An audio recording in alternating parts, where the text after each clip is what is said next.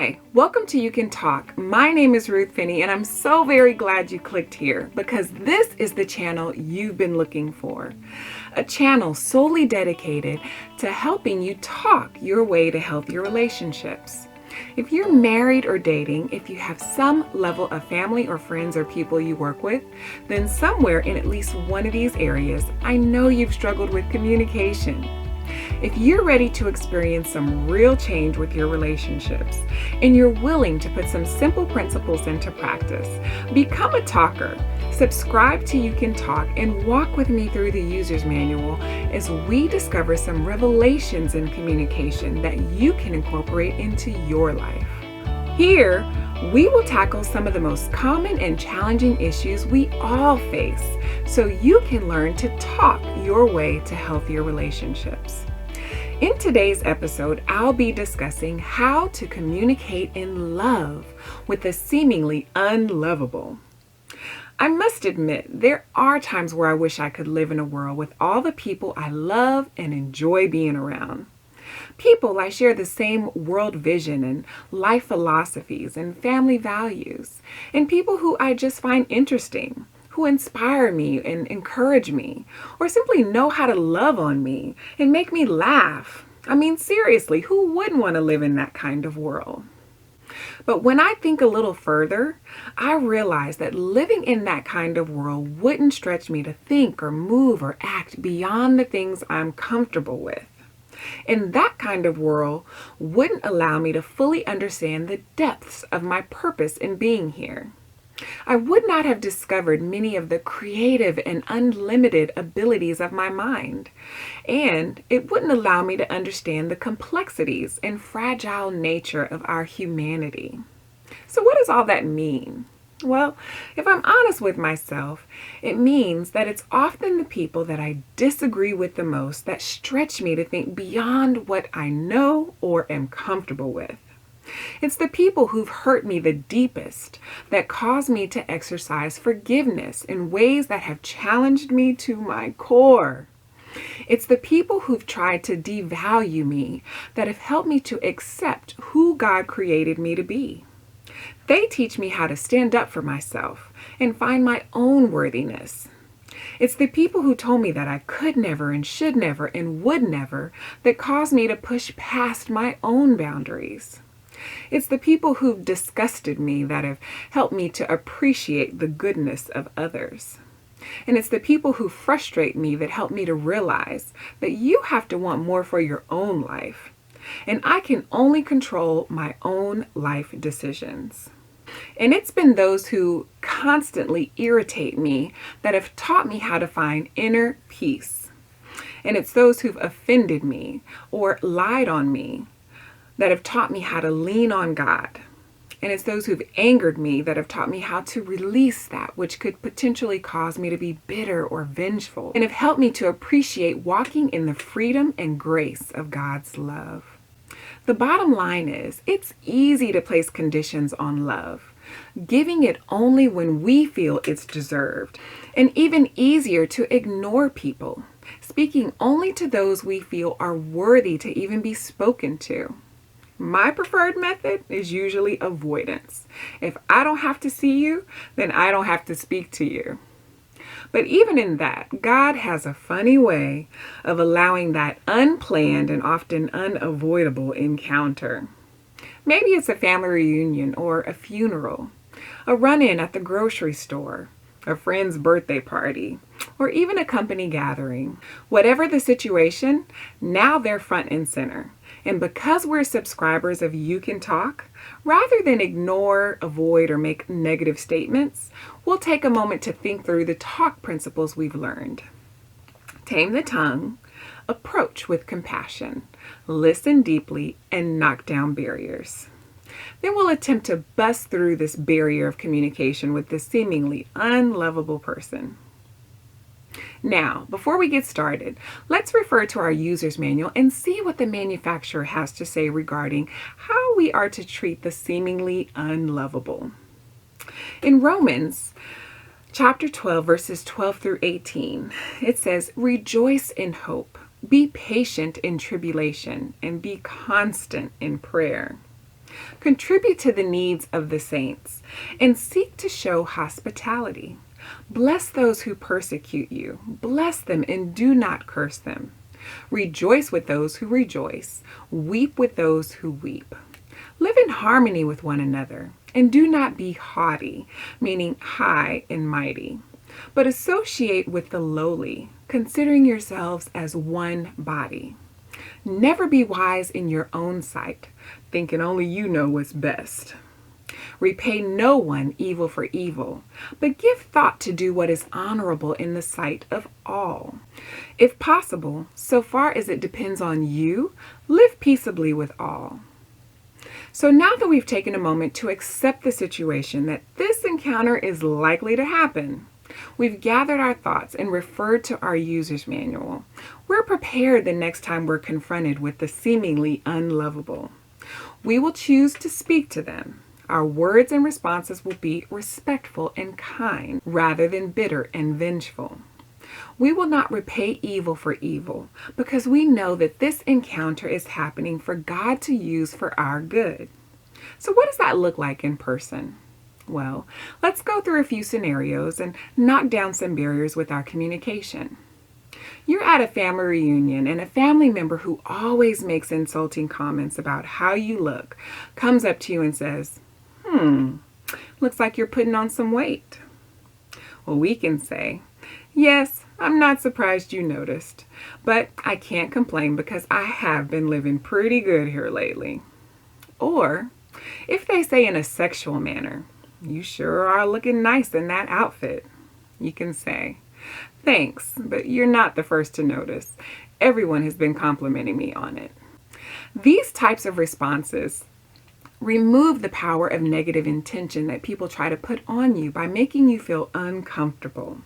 When you show others that you're comfortable within yourself and you don't need their approval or their comments to make you feel good about who you are, you take back control of your own worthiness. Or if they say, just look at them, they sure don't look like anyone in this family, you can say, as much as we would like to, we don't get to choose our families, and I'm sure, just like them, we can all be thankful to have a home, receive love, and have people to even call family. This type of response shifts the casting of judgment and moves people into the mindset of empathy and compassion. So let's move locations. Maybe we're at work and someone comes up to us and says, congratulations on that promotion. I'm sure that's one of the perks of being friends with the boss. We can say, despite what it looks like, our relationship has always been professional. And I'm just thankful we have a supervisor that acknowledges hard work and gives everyone the opportunity to advance based on performance and not relationship. This type of response puts ownership of their career growth back on them and doesn't allow them to use you as an excuse. Or if they say something along the lines of, oh, we make fun of them all the time. They don't mind. Go ahead, you can make fun of them. And if what they're saying is really insulting to us, and especially if it's done in a public setting, you can pull them aside in private and say, may I speak to you in private for a moment? I'm sorry if I've given you the impression that I'm okay with the public insults or inappropriate comments, but just to be clear, they are really inappropriate and or insulting to me, and I'm not okay with them. And because I know you wouldn't ever do anything to intentionally hurt someone, I just want us to be clear in keeping our boundaries of communication strictly professional. When we respond face to face and in a tone that says we are serious and assured of who we are, we automatically create a healthy boundary of what is okay with us and what is not. This will help us to potentially gain a new level of respect with others. Believe it or not, people like clear boundaries. It lets them know what to expect with us, and typically they will respond accordingly. People most often treat us the way we allow ourselves to be treated. So when we set clear boundaries, if they do not like or agree with them, then usually they'll remove themselves from our presence without us even having to ask. Because they know what's acceptable with us and what's not. And given the choice, they will either comply or exit left. And if they don't, well, then we still have the ability to choose how we will react as well. So now we're at church, and Lord knows I have witnessed firsthand and been a recipient of the damaging words that can come from other believers. And though there are a ton of those statements that we could talk about, I'll just do one of the most common ones that I'm sure at some point we've all heard or at least witnessed. Acting like that or dressed like that, you can't possibly be saved. How does that represent Christ? Sound familiar? I thought so. It's often too easy for us to want to retaliate with our words when triggered by the words of others. But our user's manual says in Romans 12, verses 19 through 21, "Beloved, never avenge yourselves, but leave it to the wrath of God. For it is written, 'Vengeance is mine. I will repay,' says the Lord." To the contrary, if your enemy is hungry, feed him. If he's thirsty, give him something to drink. For by doing so, you will heap burning coals on his head. This is just guilt and shame. Do not be overcome with evil, but overcome evil with good. So here's a response I typically use. Thank goodness my salvation is based upon my acceptance of him and my relationship with him, and not my shortcomings. Then, if you want to take it further, you can say, and I'm even more grateful that God recognizes that we are all a work in progress, and that he developed the church community for all those seeking to live a life and show love to others in the same manner that Jesus showed it to all of us. This response, spoken in a firm, factual, and loving way, acknowledges the imperfections of us all while replacing judgment with empathy, because now they're included on that list of people who fall short of God's desires for us. It also re-emphasizes the reason we're all gathering here in the first place. If you're in church, it's because we're all here working to live on one accord in obedience to his word. And our mission is to encourage one another in love while on our journeys to be more like Christ, not judge and shame others into questioning our worthiness. God already decided that we were worthy when he sent his son to make provisions for our sinful nature. This is so that we might seek him, stay in relationship with him, and allow him to guide us along the way. Now, this doesn't mean that we excuse or overlook wrongdoings, but change is created through love and being the example, not throwing shade or casting judgment. We are responsible for our own choices and behaviors. I guarantee that if you walk in his light, others will seek to follow, because it is the light that casts away the darkness. Romans 14 verses 12 through 13 says, "So then each of us will give an account of himself to God. Therefore, let us not pass judgment on one another any longer, but rather decide never to put a stumbling block or hindrance in the way of a brother." Here's another one that can come from friends and church members or co-workers or family, sometimes even complete strangers. This one is based purely on judgment of looks, possessions, lifestyles, and sometimes habits. Now, you may literally only have a few coins more than the other person, but you'll hear someone say, "All that money you have, you don't need any help, you can afford it, you should be paying for others." Well, we can respond, despite what you see, none of us are immune to the responsibilities and or unexpected hardships of life, and I definitely have been or currently am in the position of needing help. So please don't make that assumption based solely on what you see. This type of response lets them know that we are in no higher position than they are when it comes to being immune to the responsibilities or often unexpected hardships of life, and never too prideful in asking God to provide for our needs. Now, these are just a few response scenarios that, if not handled correctly, can set us off on a path of continued anger, frustration, bitterness, and ultimately unforgiveness. However, sometimes the challenge to love the seemingly unlovable comes with a much greater task, where we're still called to show love on an even greater and more consistent level. For instance, having to take in and or care for a parent that you've never even had a relationship with. Maybe you're working through forgiving an ex that has done you wrong, or learning how to get along with the new spouse that you just don't like for the sake of the children involved. Maybe now you're having to work under a supervisor that you helped train for that position. And not only are they ungrateful, but now they treat you as less than deserving. Or maybe you're hearing the word no from a family member that will no longer continue to be an enabler or provide for you, and you feel cut off and you don't know where to turn. Maybe you're considering or working through taking back a spouse who's recently been unfaithful to you. Or maybe you've taken on or taken in a family member struggling with an addiction, or dealing with a partner suffering from some form of mental illness. As hard as these things are for us to endure and overcome and triumph through on a daily, God endures the same struggles with us in our defiance and disobedience, while continuing to love on and provide for us each and every day. Remember, if someone has caused us mental, physical, or emotional pain with their words, didn't take our thoughts or feelings into consideration, looks at us as less than, constantly annoys us, lies on us, or frustrates us with their actions or words. Remember, despite why or how they came to stand before us, the encounter we're having or the reason they're in our lives is purposed.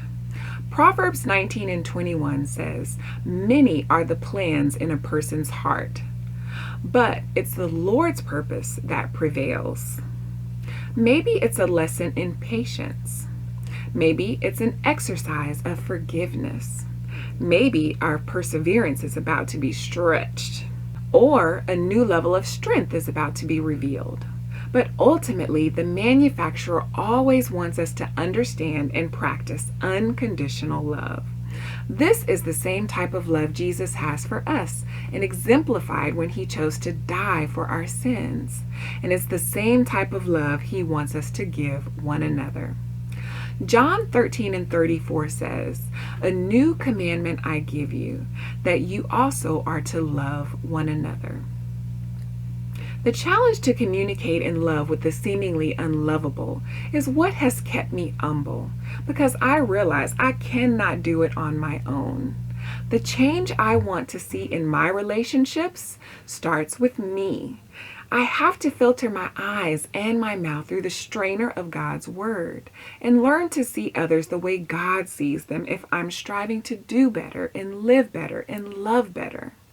Not so that I can have favor with God or with others, but so that at the very least I can speak to others in a manner that honors Him and my relationship with Him and brings God glory when entering into conversations with others. If you can relate to any or all of these communication struggles and are tired of the seemingly endless cycle of communication barriers that are keeping you from the relationships you desire to have with others, then subscribe to UCANTALK, select that notification bell, and meet me here on Thursdays for the next episode, where we'll be discussing how to choose your battles. If you're ready to experience some real change in the communication in your relationships, commit to discovering how you can tame the tongue, approach with compassion, listen deeply, knock down the barriers, and talk your way to healthier relationships. Let your communication be the light of love the world so desperately needs to hear.